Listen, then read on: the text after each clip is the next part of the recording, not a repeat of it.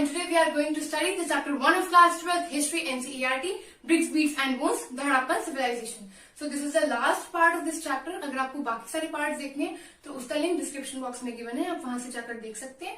इस पार्ट में हम सोर्स बेस्ड के बारे में पढ़ने वाले हैं. जितने भी सोर्स बेस्ड चीजें हैं इस चैप्टर में. सोर्स बेस्ड क्या होता है, इसका मतलब जितने भी सोर्सेज यानी कि सूत्र हैं जिनसे हमें पता चलता है हड़प्पन सिविलाइजेशन के बारे में, अलग अलग आर्कियोलॉजिस्ट ने क्या क्या खोजें करी, उनसे क्या क्या रिजल्ट्स मिले और कैसे उनकी इंटरप्रिटेशंस आपस में जिसे कहते हैं टकराई और उनके क्या कंक्लूजन्स निकले और क्या क्या हमें कैसे कैसे पता चला. ठीक है, वो सब कुछ सोर्सेज के थ्रू हमें पता चलता है और इससे बहुत सारी इंफॉर्मेशन ऐसी होती है जो आप अपने क्वेश्चन आंसर्स में भी यूज कर सकते हो. और सोर्स बेस्ड क्वेश्चन आते हैं आपके पेपर में 3 क्वेश्चंस आते हैं सोर्स बेस्ड. तो इस चैप्टर में से भी बहुत पॉसिबिलिटीज रहती है आने की. तो जो पहला सोर्स है हाउ आर्टिफैक्ट्स आर आइडेंटिफाइड, ये वाला जो सोर्स है ये अब तक 4 बार आ चुका है सीबीएसई के पेपर में. सो ऑब्वियसली ये बहुत इंपॉर्टेंट माना जाता है और 2 से 3 बार सैम्पल पेपर्स में भी आ चुका है. ठीक है, तो हाउ आर्टिफैक्ट्स आर आइडेंटिफाइड, इसका मतलब क्या है कि आर्टिफैक्ट्स यानी कि बहुत सारी जो वस्तुएं होती थी, अलग अलग हड़प्पन सिविलाइजेशन की जो चीजें होती थी उन्हें कैसे आइडेंटिफाई यानी कि कैसे पहचाना जाता था कि इनका क्या यूज होता था. अब बात करें हम खाने की, फूड को बनाने के लिए, प्रोसेस करने के लिए बहुत सारी चीजें यूज होती थी. जैसे कि मिक्सर, मतलब मिक्सिंग के लिए कुछ यूज होता था, ग्राइंडिंग पीसने के लिए, कूटने के लिए और फिर पकाने के लिए कुछ अलग अलग बर्तन या अलग अलग चीजें जो यूज होती थी उसके बारे में हमें क्या क्या पता चलता है. अब इनको बनाने के मटेरियल्स भी थे जैसे कि स्टोन, पत्थर, और हम बात करें तो मेटल हो गया, मेटल में गोल्ड, कॉपर और क्ले, टेराकोटा. इन सारी चीजों से ये जो बर्तन वगैरह ये बनते थे. ठीक है, अब बात करें हम आर्टिफैक्ट्स में फूड की, तो हमें क्या एविडेंस मिलता है सैडल कॉर्न्स का. सैडल कॉर्न्स क्या होता है, जो भी फूड को यानी कि पीसने के लिए या कूटने के लिए कुछ पत्थर से बनी हुई चीजें यूज करी जाती थी. अगर सैडल कॉर्न्स की बात करें तो आज की डेट में उसको हम सिलबट्टा बोल सकते हैं. सिलबट्टा जिसमें चटनी पीसी जाती है, आज हम पीसते हैं चटनी, बहुत कम जगह, वैसे तो मिक्सर यूज होता है बट कुछ जगहों पर मिलता है. ठीक है, तो जो सैडल कॉर्न्स है ये क्या होते थे, ये पत्थर से बने हुए होते थे और ये पीसने के लिए यूज करे जाते थे. और ये बहुत हार्ड रॉक से बनाए जाते थे और बहुत कठिनाई से एक पत्थर से दूसरे पत्थर पर यूज करे जाते थे. कैसे, 2 टाइप के स्टोन्स माने गए. पहला जो है मतलब सैडल कॉर्न 2 टाइप के हैं. एक जो है वो किस काम के लिए यूज होता था, ग्रेन्स को पीसने के लिए. ग्रेन्स को कैसे, अब वो चक्की से भी पीस सकते हैं, वो वाला एग्जाम्पल भी है. और दूसरा क्या है जो आपकी बुक में एक पिक्चर गिवन है, एक कन्वेक्स शेप का पत्थर है बड़ा सा और फिर एक छोटे स्टोन से उस पर पुश करते हैं टू एंड फ्रो मतलब आगे पीछे से पुश करना, वही जैसे चटनी पीसते हैं. ठीक है, और ये बेसिकली गेहूं को पीसने के लिए यूज किया जाता था. और जो दूसरा टाइप का सैडल कॉर्न है वो क्या है, वो मसालों को कूटने के लिए यूज किया जाता था. कैसे, जैसे ओखली टाइप होती है, एक पत्थर ही होते हैं वो भी. तो अब वो पत्थर एक कंटेनर टाइप होता है और दूसरे पत्थर को लेकर ऐसे कूटा जाता है, उसमें मसाले होते हैं. ठीक है, तो क्योंकि ये स्पाइसेस होते हैं और इनको कूटने के लिए यूज करे जाते हैं ये इक्विपमेंट्स, तो इनको करी स्टोन्स के नाम से भी बोला गया है. करी स्टोन्स के नाम से इन्हें किसने बोला है, अर्नेस्ट मैके के कुक ने. अर्नेस्ट मैके कौन है, जिसने ये इन्फॉर्मेशन दी थी, इस सोर्स की जो इन्फॉर्मेशन है वो हमें अर्नेस्ट मैके से मिली है. उसका एक कुक यानी कि उसका एक रसोइया था, उसने इन्हें करी स्टोन्स के नाम से भी बोला है. ठीक है, तो ये पूरा सोर्स बेस्ड है. इसमें से जितने भी क्वेश्चन हैं वो सारे अब आप इजीली अटेम्प्ट कर सकते हैं क्योंकि मैंने बता दिया है. उसमें से जो भी क्वेश्चंस बन सकते हैं उसकी मैं आपको एक जैसे लिंक दे दूंगी, उसमें जितने भी पॉसिबल क्वेश्चंस हैं वो आपको मिल जाएंगे. नेक्स्ट जो हमारा है वो है the most ancient system yet discovered. इसका मतलब ये भी अर्नेस्ट मैके ने दिया ये वाला सोर्स भी. तो इसमें क्या बताया हुआ है कि सबसे पुराना ऐसा इतिहास का सिस्टम है एक जिसमें सारी चीजें थी, बहुत कंप्लीट था. वो कंप्लीट कैसे था कि उसमें ड्रेनेज सिस्टम भी था और बहुत अच्छे से उसके बारे में एक्सप्लेन करा हुआ है हमारे इस हड़प्पन सिविलाइजेशन के चैप्टर में. और क्योंकि हड़प्पन सिविलाइजेशन का सबसे यूनिक फीचर, एक अद्भुत फीचर माना जाता है ड्रेन्स का, तो ये क्वेश्चन आता है पेपर में. बहुत यूजुअली इंपॉर्टेंट क्वेश्चंस में से एक ड्रेन्स का क्वेश्चन माना जाता है. तो जो भी इसमें इंफॉर्मेशन गिवन है वो भी आप अपने पॉइंट्स में यूज कर सकते हैं. तो इसमें क्या बताया हुआ है अर्नेस्ट मैके ने कि जो हड़प्पन सिविलाइजेशन में ड्रेन्स होते थे, घरों के ड्रेन्स, वो स्ट्रीट से, गली के जो मेन ड्रेन होता था उससे कनेक्टेड होती थी, ठीक है, और हर घर ड्रेन से कनेक्ट होता था। और जो स्ट्रीट का ड्रेन होता था, क्योंकि वहां पे सारे घरों के वेस्ट आता था, इसलिए वो मेन चैनल बोला जाता था। और वो जो मेन चैनल है वो कैसे बनाया जाता था, ब्रिक से, यानी कि ईंटों का इस्तेमाल करके, ताकि वो बहुत स्ट्रांग बने और बहुत लंबे टाइम तक चल सके, टिक सके। और साथ में ये जो ब्रिक से बनाया जाता था, मोर्टार भी इसमें यूज किया जाता था ताकि और ये स्ट्रांग बन सके। और इस पर लाइमस्टोन या फिर हम कहें स्टोन स्लैब्स, आपको यहाँ पे एक इमेज दिख रही होगी, ध्यान से देखो, उसमें ड्रेन्स दिखाए हुए हैं, उसके ऊपर स्टोन स्लैब्स लगाए हुए हैं, मतलब ऐसे बिछाए हुए पत्थर, लाइमस्टोन्स है वो, या फिर कुछ लूज ब्रिक्स लेकर बिछाई जाती थी। क्यों? ताकि उन्हें कभी बीच बीच में हटा लिया जाए और हटाकर उन ड्रेन्स को क्लीन कर दिया जाए, मतलब क्लीनिंग पर्पस के लिए वो लाइमस्टोन वगैरह उस पर लगाई जाती थी। ठीक है, ध्यान से देखना, इमेज में दिख रहा होगा। तो ये लाइमस्टोन्स वगैरह लगाकर क्लीनिंग पर्पस के लिए स्ट्रीट ड्रेन्स में लगाए जाते थे, बड़े बड़े जो मेन चैनल होते थे स्ट्रीट्स के, उनमें। और साथ में जो हाउस ड्रेन्स होते थे, हाउस के ड्रेन्स स्ट्रीट के ड्रेन से कनेक्टेड होते थे, पर वेस्ट डायरेक्टली नहीं जाता था पहले स्ट्रीट्स में। पहले क्या होता था, सम्प होता है, सम्प क्या होता है, एक बहुत बड़ा कंटेनर जिसमें घर का पहले सारा वेस्ट आता था, उसमें से जितना भी सॉलिड वेस्ट होता था वो सम्प में रह जाता था, और बाकी जितना भी वेस्ट वाटर होता था वो फ्लो करके मेन जो चैनल होता था, मेन जो स्ट्रीट का ड्रेन होता था, उसमें वेस्ट वाटर फ्लो कर जाता था इजीली। ठीक है, और जो ये स्ट्रीट ड्रेन होता था, क्योंकि ये बहुत बड़े बड़े होते थे, जो बड़े बड़े स्ट्रीट ड्रेन होते थे वहां पर भी अलग अलग सम्प या फिर हम कहें सेस्पिट, तो वो रखे जाते थे, ताकि अगर कुछ वेस्ट गलती से सॉलिड वेस्ट आ भी जाए तो वो उसमें चला जाए और बाकी वेस्ट वाटर इजीली फ्लो कर जाए। और हड़प्पन सिविलाइजेशन में जो ये ड्रेनेज सिस्टम है, इसके बारे में अर्नेस्ट मैके ने क्या कहा है कि हड़प्पन सिविलाइजेशन में ड्रेनेज सिस्टम हर जगह फॉलो होता था, सिर्फ बड़ी बड़ी सिटीज में ही नहीं था, बड़ी बड़े शहरों में ही नहीं था, जैसे कि हड़प्पा और मोहनजोदारो, छोटे छोटे शहरों में भी मिलता था, जैसे कि लोथल। और वहां पर लोथल में भी घर जो थे वो तो मड ब्रिक्स से बनाए जाते थे, पर जो ड्रेन्स थे, ड्रेन्स का जितना भी काम होता था वो सारा करा जाता था बर्न्ड ब्रिक्स से। बर्न्ड ब्रिक्स बहुत ज्यादा स्ट्रॉन्ग और मजबूत होती हैं, और इसलिए बर्न्ड ब्रिक्स को यूज किया जाता था। ठीक है, और यहाँ पे अगर आप देखो तो बर्न ब्रिक्स यूज करी जा रही है ड्रेन्स के काम के लिए, यानी कि कितना स्ट्रॉन्ग ये पूरा सिस्टम बनाया जाता था। और लोथल में यानी कि घर भी मड ब्रिक्स के बनाए जाते थे, मतलब घरों की इतनी केयर नहीं करी जाती थी, घर भी बनाए जाते थे अच्छी क्वालिटीज के, बट उससे ज्यादा ड्रेन्स पे बहुत ज्यादा फोकस रहता था कि drains should be strong and should be of good quality. ठीक है, आगे बात करते हैं हम नेक्स्ट, जो हमारा सोर्स बेस्ड है, एविडेंस ऑफ एन इन्वेजन। मतलब हमने पढ़ा था एंड ऑफ द सिविलाइजेशन, यानी कि हड़प्पन सिविलाइजेशन का एंड कैसे हुआ, उसके बारे में बहुत सारे रीजंस पढ़े थे हमने, जैसे कि क्लाइमेटिक चेंज हो गया, या फिर कुछ बाढ़ आ गई, या सूखा पड़ गया, ऐसे बहुत सारे एविडेंस थे। अब ये भी माना जाता है कि हो सकता है वहां पर अटैक करा हो, इन्वेजन मतलब किसी ने अटैक यानी कि आक्रमण कर दिया हो, और उसके कारण हड़प्पन सिविलाइजेशन वॉर हार गया हो, और तो ऐसे उस सिविलाइजेशन का एंड हुआ हो, मतलब ऐसे वो खत्म हुई हो या उसका अंत हुआ हो। अब 3 आर्कियोलॉजिस्ट की जितनी भी उन्होंने रिसर्च करी, एक्सकवेशंस करी, जो खोजा, उसके बेसिस पर इंफॉर्मेशन दी हुई है, उन तीनों के बारे में हम पढ़ेंगे। ये वाला जो सोर्स है, ये अभी सीबीएसई ने जब 2019 के सैंपल पेपर्स जो रिलीज किया था हिस्ट्री का, उसमें ये क्वेश्चन आया था एविडेंस ऑफ एन इन्वेजन वाला, और साथ में 2 बार पहले सीबीएसई में पूछा जा चुका है ये वाला क्वेश्चन, और सैंपल पेपर्स में भी 3 से 4 बार आ चुका है, तो ये भी बहुत इंपॉर्टेंट है। ठीक है, अब अगर हम इसमें बात करें तो 3 आर्कियोलॉजिस्ट की अलग अलग इन्फॉर्मेशन मिलती है। उसमें से जो पहले आर्कियोलॉजिस्ट की मिलती है वो किसने दी है, जॉन मार्शल ने।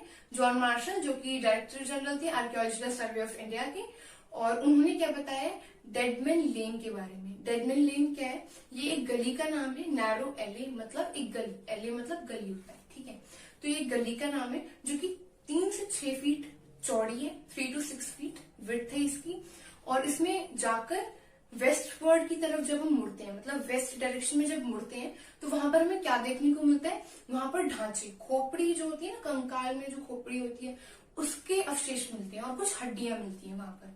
ठीक है, और कुछ एडल्ट लोगों की बॉडीज मिलती हैं, स्कल्स मतलब, ठीक है, उसके अवशेष पाए गए हैं, और 2 से 4 फीट गहराई में मिली है ये। और इसको डेडमैन लेन क्यों बोला जाता है, क्योंकि इसमें मृत शरीर यानी कि मरे हुए लोगों की हड्डियां और उनके कुछ एविडेंसेस मिलते हैं, इसलिए इसको डेडमैन लेन के नाम से बोला गया है। और ये पूरी इंफॉर्मेशन हमें दिए जॉन मार्शल ने। इसके बाद बताया गया है ये जो डेडमैन लेन है मोहनजोदारो में मिली थी, और सेम मोहनजोदारो में 1925 में 16 स्केलेटन्स यानी कि 16 ऐसे कंकाल मिले थे जो कि स्कल्स थे और उन्होंने ऑर्नामेंट्स पहनी हुई थी, मतलब कंकालों ने ज्वेलरीज पहनी हुई थी। अब ये सोचना स्कल्स ने ज्वेलरीज पहनी हुई तो वो कैसे लगते होंगे, कुछ कुछ इस टाइप की जो इमेज दिख रही हो यहाँ पे, ऐसे नहीं दिखते होंगे।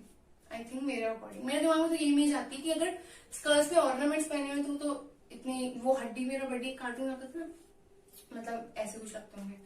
अब खैर छोड़ो इसको, नेक्स्ट आर्कियोलॉजिस्ट के जो पढ़ते हैं वो क्या है। नेक्स्ट है आर.एम. व्हीलर।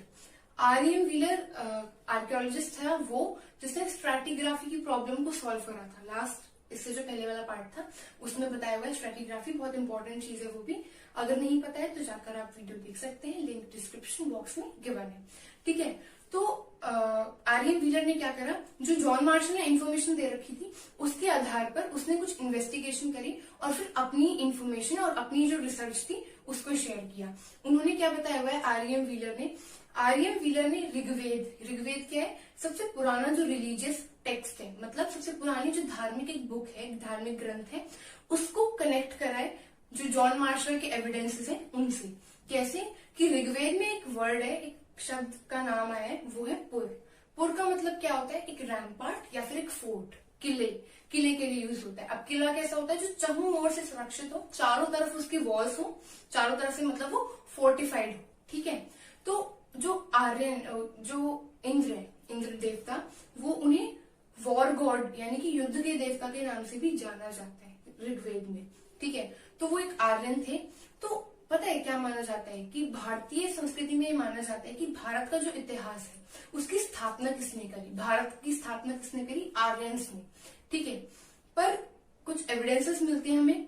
वो क्या एविडेंस है कि जो जैसे इंद्र का नाम बोला गया है, इंद्र को क्या बोला जाता है, इंद्र को हम पुरमदर के नाम से भी जानते हैं। पुरमदर का मतलब क्या होता है, फोर्ट डिस्ट्रॉयर, यानी कि जो किलों का विनाश कर दे उस नाम से। तो इसका मतलब हो सकता है कुछ अटैक वगैरह हुआ होगा हड़प्पन सिविलाइजेशन पर भी। और कुछ सवाल उठाए गए थे पहले, कुछ क्या सवाल कि सिटाडा जैसी जगह का नाम जो मेंशन हुआ है कि ऐसी कोई जगह थी भी या नहीं थी, या फिर ये कोई मनगढ़ंत कहानी है। पर उसके बाद कुछ एविडेंसेस मिले। वो क्या एविडेंस थे कि कुछ बिल्डिंग्स थी, ऐसी बड़े बड़े स्ट्रक्चर्स थे जो कि आर्यंस ने नहीं बनाए थे। ठीक है, और क्या माना जाता है कि आर्यंस ने भारत की स्थापना करी थी। और क्योंकि अब डिजाइन देखकर पता चल गया, स्ट्रक्चर देख के कि आर्यंस के द्वारा बनाए हुए नहीं है, इसका मतलब किसी और ने इसे बनाया है। और उनसे पहले कौन आया था, हड़प्पन सिविलाइजेशन। तो माना जाता है कि हड़प्पन सिविलाइजेशन के लोगों को हराकर फिर वहां पर आकर आर्यंस रहने लगे थे। ठीक है, और भी कुछ जो हम मानते हैं अलग अलग रीजंस, वो क्या कि क्लाइमेट चेंज हो गया था, या फिर माना जाता है पॉलिटिकल इश्यूज हुए थे। पॉलिटिकल इश्यूज मतलब राजनीति के आधार पर, यानी कि कुछ सत्ता को लेकर कुछ युद्ध हुआ हो, जैसे महाभारत का हम एग्जाम्पल ले सकते हैं यहाँ पर। तो वही माना जाता है कि आर्यंस ने आकर यहाँ पर अटैक करा। और क्योंकि हमने हड़प्पन सिविलाइजेशन के बारे में बहुत कुछ पढ़ा है, पर ये कभी नहीं पढ़ा कि हड़प्पन सिविलाइजेशन में अपनी सिक्योरिटी को लेकर वो लोग क्या यूज करते थे, अपनी सुरक्षा के लिए उनके पास कुछ वेपन्स वगैरह, हथियार वगैरह थे या नहीं। तो हो सकता है इजीली वॉर में हार गए हों आर्यंस से हड़प्पन सिविलाइजेशन के लोग, और फिर वहां पर आकर आर्यंस रहने लगे हों। ठीक है, अब आर.एम. व्हीलर ने जो इन्फॉर्मेशन दी है, ये भी इन्फॉर्मेशन ये सजेस्ट करती है कि हो सकता है कुछ पॉलिटिकल इशू या फिर कुछ वॉर वगैरह हुई हो। और क्या एक और एविडेंस और मिलता है, वो क्या है, मोहनजोदारो में ये माना जाता है कि स्त्री, पुरुष और कुछ बच्चों की वहां पर हत्या करी गई है, ऐसा मालूम पड़ता है। ठीक है, अब हत्या करी गई है इसका मतलब कुछ वॉर वगैरह का एविडेंस तो मिला था, जिसके बेसिस पर आर.एम. व्हीलर ने ये सब कुछ लिखा है। ठीक है, उसके बाद हमें एक और आर्कियोलॉजिस्ट है जिनका नाम है जॉर्ज डेल्स।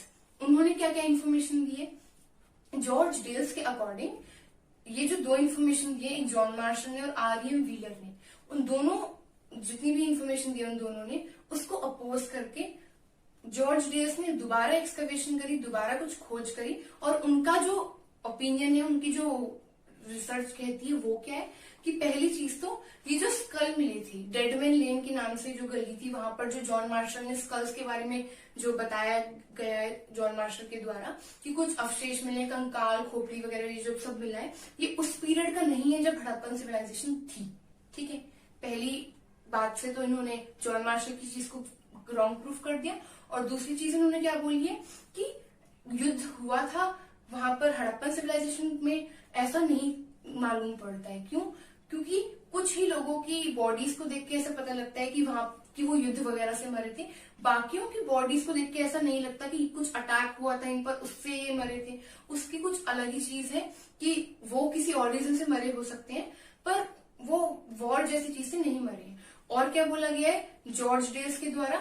जॉर्ज डेल्स ने ये भी बोला है कि हड़प्पन सिविलाइजेशन की जो बॉडीज मिलती है, जितने भी कंकाल वगैरह मिलते हैं, वहां पर लोगों को देख के ये नहीं लगता कि लोगों ने कोई सुरक्षा कवच पहने हुए थे, यानी कि कुछ वॉरियर्स क्लैड पहना हुआ था, यानी कि सुरक्षा कवच कुछ पहना हुआ था, या फिर उनके आसपास कोई अस्त्र शस्त्र कुछ वेपन्स वगैरह नहीं मिलते, जिससे पता चलता है कि वॉर के दौरान उन लोगों की क्या कहते हैं डेथ हुई थी। तो इस तरीके से आर.ई.एम. व्हीलर और जॉन मार्शल दोनों ने जो रिसर्च करी थी, दोनों की जो एक्सकवेशन थी, उनको जॉर्ज डेल्स ने रॉन्ग प्रूफ कर दिया और अपनी इंटरप्रिटेशन उन्होंने रखी। तो इससे हम एक चीज देखें तो क्या है कि जब बार बार एक चीज की जांच पड़ताल होती है, एक एक चीज को बार बार जब री एग्जामिन करा जाता है, तो अलग अलग हमें उसके रिजल्ट्स मिलते हैं, अलग अलग कॉन्सिक्वेंसेस होते हैं उसके। और ऐसे ही होता है हिस्ट्री में कि एक चीज पे 10 इंटरप्रिटेशन होती है, 10 विचार धारणाएं होती है, और पता चलता है एक और दूसरी जो आती है वो उससे बिल्कुल अलग है। ठीक है, तो इसी की तरीके से हो सकता है आगे भी जॉर्ज डेल्स को कोई रॉन्ग प्रूफ कर दे। ठीक है, इस तरह से हमें एविडेंसेस मिलते हैं हड़प्पन सिविलाइजेशन के बारे में कि वहां पे अटैक हुआ था या नहीं हुआ था, हुआ था तो किसने करा था, आर्यंस का रीजन हमने पढ़ा। ठीक है, ये सोर्स बेस्ड के क्वेश्चन से, ये सोर्स बेस्ड की इन्फॉर्मेशन थी। इसमें 3 ही थे इस चैप्टर में। इनसे जितने भी पॉसिबल क्वेश्चंस बनते हैं सोर्स बेस्ड से, और जितने भी क्वेश्चन सीबीएसई में अब तक पूछे गए हैं, वो सारे उन सबका लिंक मैंने एक डिस्क्रिप्शन में डाल दिया है, वहां से जाकर देख लेना। और क्योंकि मैंने ये तीनों सोर्सेस अच्छे से आपको एक्सप्लेन कर दिए हैं डिटेल में, तो प्रॉब्लम नहीं आएगी आपको। और कभी कभी ऐसा भी होता है कि जो सोर्सेज होते हैं उनके एक पैराग्राफ ऊपर नीचे भी रिलेट कर जाते हैं क्वेश्चंस, तो उनमें से भी आ सकते हैं, तो ध्यान से पढ़ना। ठीक है, 6 मार्क्स का आता है सोर्स बेस्ड का क्वेश्चन, 6 और 5 मार्क्स, आई थिंक 5 या 6 मार्क्स का आता है। तो बहुत इंपॉर्टेंट रहते हैं क्वेश्चंस, और बहुत इजीली आप नंबर गेन कर सकते हैं अगर आपको उस पूरे पैराग्राफ के बारे में पता हो कि इसमें क्या लिखा है। And now coming to the timeline. Timeline में पढ़े तो हम जो आपकी 2 टाइमलाइंस गिवन है इस चैप्टर की। पहली टाइमलाइन में क्या गिवन है, कुछ इंडियन हिस्ट्री के कुछ पहले के जो आर्कियोलॉजिकल पीरियड्स हैं उसके बारे में मेंशन्ड है, उसमें सब कुछ अप्रोक्सीमेट लिखा हुआ है। ठीक है, तो वो आपने पहले अपनी 11th क्लास में पढ़ लिया था। Neolithic and that Neolithic, Palaeolithic, जितना भी है वो सारा पढ़ चुके हैं। उसमें बस एक डेट है जो कि हड़प्पन सिविलाइजेशन की है, that 2600 BCE, before common era. ठीक है, बस एक वो इम्पोर्टेंट है उसमें से। और जो आपकी सेकेंड टाइमलाइन है उसमें ये गिवन है कि कैसे कैसे बार बार जब एक्सकवेट यानी कि खोजा गया हड़प्पन सिविलाइजेशन। तो उसमें पहला गिवन है 1875 में, जब अलेक्जेंडर कनिंघम ने वहां पर हड़प्पन सील की रिसर्च करी थी। ठीक है, वो हम पहले भी चैप्टर में पढ़ चुके हैं। और 1980s के टाइम पर हमने पढ़ा था कि जो इंटरनेशनल यानी कि दूर देश विदेशों के आर्कियोलॉजिस्ट ने रुचि रखनी, अपना इंटरेस्ट दिखाना शुरू करा हड़प्पन सिविलाइजेशन के बारे में जानने के लिए। तो उन्होंने क्या क्या एक्सप्लोर करा, कैसे कैसे, उसके बारे में भी गिवन है कि एक ग्रीक और इटालियन टीम थी, उन्होंने एक्सप्लोर करा था हड़प्पन सिविलाइजेशन को। और जैसे जैसे अलग अलग आर्कियोलॉजिस्ट आए, उन्होंने जैसे भी एक्सकवेशन करी, उनकी डेट्स लिखी हुई है। सो जो इम्पोर्टेंट है वो मैंने आपको बता दिया है, और साथ में क्वेश्चंस के लिए बता दिया, वो पीडीएफ में मिल जाएंगे। ये इस चैप्टर की लास्ट वीडियो है, और यहाँ पर चैप्टर खत्म होता है हमारा।